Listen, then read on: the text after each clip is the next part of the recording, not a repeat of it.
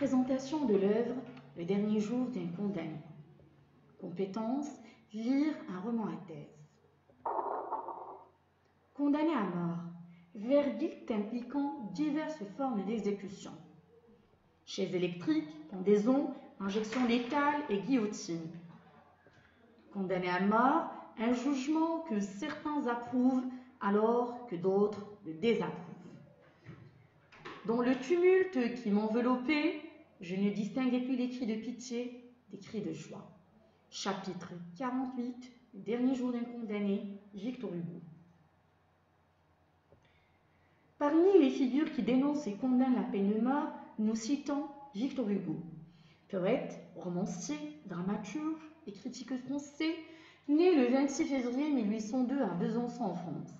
Pensionnaire dans une institution religieuse, il termine ses études au Collège des Naples. À l'âge de 20 ans, il épouse Adé Fouché et commence à publier sa poésie. En 1841, il entre à l'Académie française et en 1885, Hugo meurt le 22 mai à l'âge de 83 ans en laissant derrière lui une œuvre prolifique. Parmi ses œuvres, nous citons les Contemplations, les Châtiments, des recueils de poésie, Cromwell, pièces de théâtre et 3 grands romans, Le dernier jour d'un condamné publié en 1829, Les Misérables en 1862 et Notre-Dame de Paris en 1831.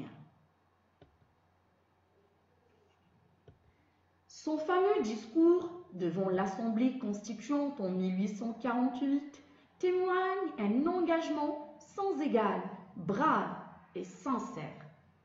Il dit « Partout où la peine de mort est prodiguée, la barbarie domine. Partout où la peine de mort est rare, la civilisation règne. »